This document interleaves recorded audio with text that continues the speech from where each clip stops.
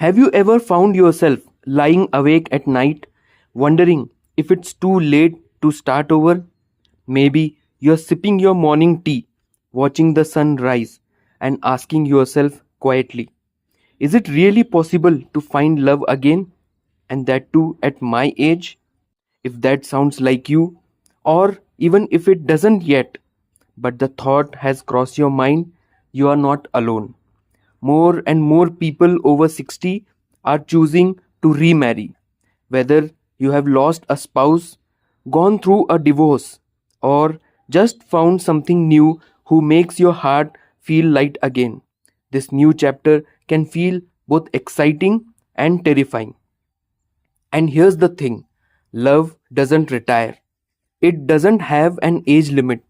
But remarrying after 60, it comes with its own unique truths. Things we don't always talk about. Things you might wish someone had told you before diving back in. So, if you are standing at the edge of something new, wondering what's ahead, this video is just for you. We are going to talk openly and warmly about 5 important truths you need to know if you are thinking of remarrying later in life. No lectures, no judgments, just honest, heartfelt conversation. Let's start with something that surprises a lot of people. The first truth is you are not the same person you were when you first got married, and that's a good thing. You have lived, you have loved, you have lost, and you have learned. Maybe your first marriage was decades ago, back when you were juggling young kids or building a career. Back then, marriage might have felt like something you had to do, a next step in the grand plan. But now, it's different. You know who you are, you know what you want, and maybe more importantly, what you don't want. That clarity is a gift. It's not about going backward or trying to recreate the past. This isn't a second chance at the same old story. It's a completely new one. And sometimes that means unlearning a few things too. You may have been in a relationship where your needs took a back seat, or maybe you always prioritize harmony over honesty. But now you get to show up as your full, authentic self. No masks, no pretending.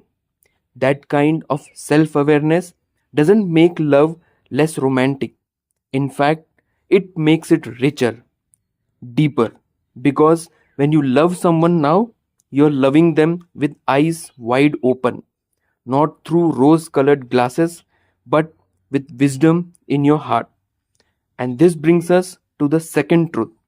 Your families will be a part of this journey, whether you like it or not.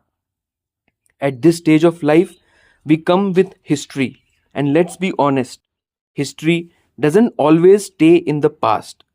You may have grown children, maybe even grandchildren, and they might not at all be thrilled about you starting something new.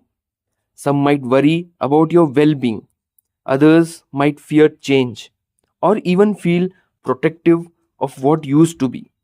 It's important to be patient with them and with yourself.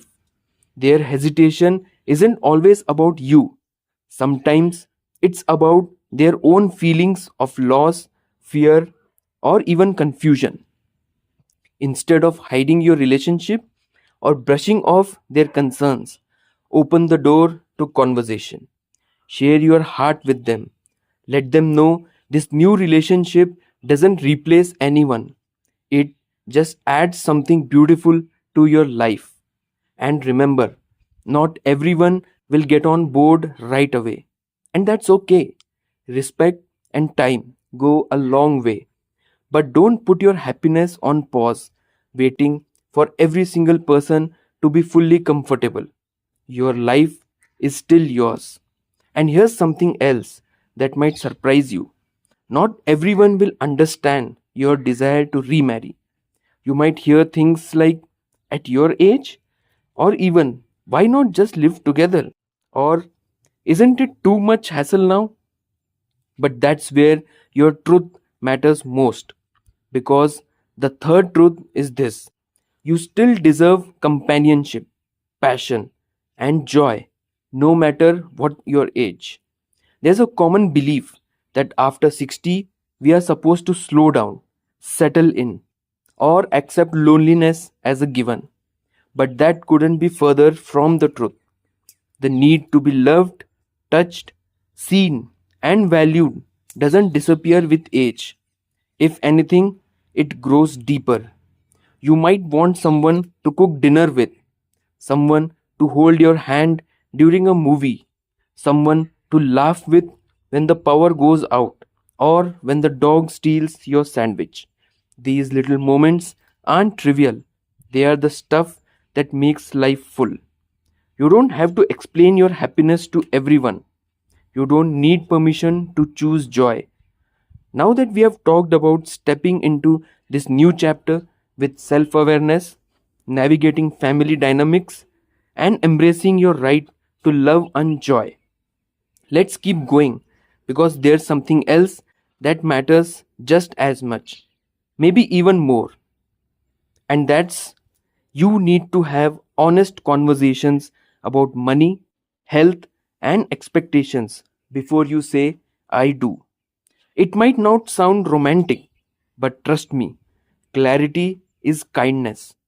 When we were younger, it was easy to get swept away in the excitement of new love. We'd focus on the wedding, the honeymoon, the happily ever after, and figure out the serious stuff later. But now is the time to be honest and open right from the start, because you and your partner are both bringing full lives into this new relationship. Financial situations, health histories, responsibilities, habits, and sometimes a few emotional scars. And ignoring those things doesn't make them disappear, it just makes them harder to deal with later. You don't need to have everything figured out perfectly, but you do need to talk about it. How will you handle money? Separately or together? Do you both have wills or estate plans in place? What happens if one of you gets sick or needs care? Will you move in together or keep your own space? These questions might feel heavy, but they are really acts of love. Being honest about your needs and boundaries shows that you are committed not just to the idea of love, but to a real, lasting partnership. And here's something else: having these talks isn't just practical, it builds trust. Let's say you find out your partner has some debt, or a chronic health condition, or certain routines they don't want to change. That might seem like a problem at first, but it's actually an invitation to show up with compassion, to say, thank you for trusting me with this. Let's figure it out together. Because that's what real love looks like. Not pretending everything is perfect, but knowing you can face the imperfect things as a team. And while we are being real, let's talk about something that doesn't get enough attention: the emotional baggage we carry and how it affects new love.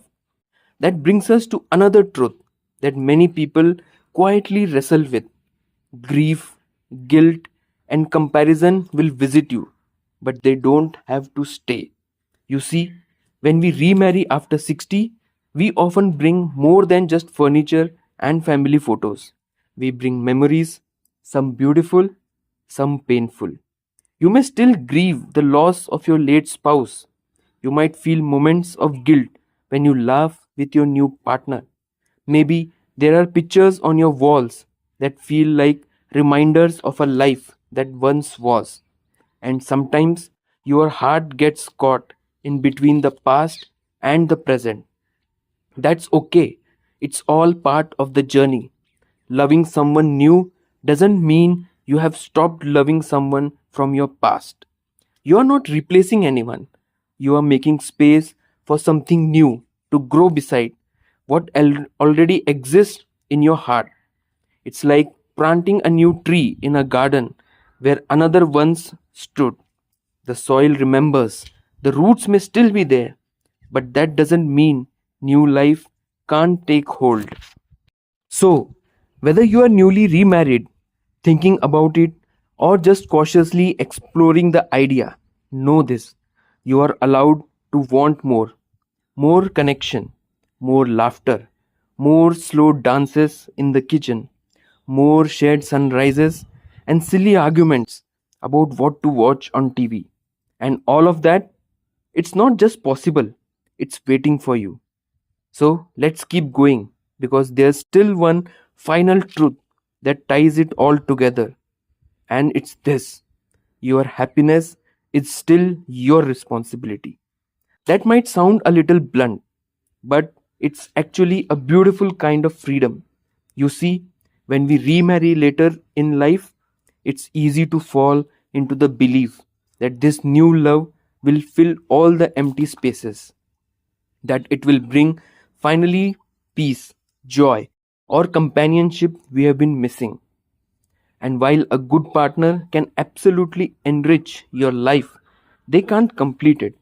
They can't fix old wounds or erase past pain.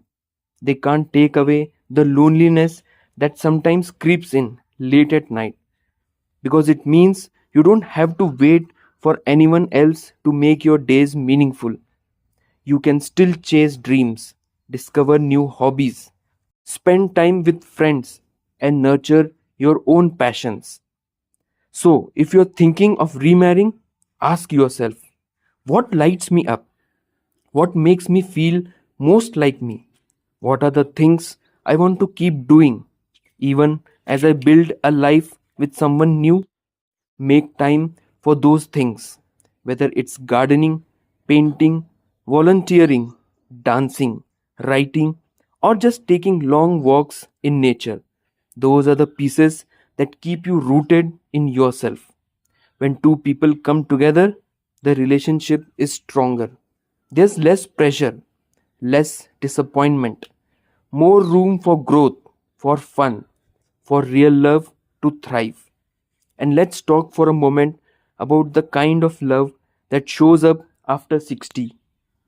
It's not the fast burning, movie style romance you may have known in your youth. It's quieter, but deeper. It's the kind of love that feels like home.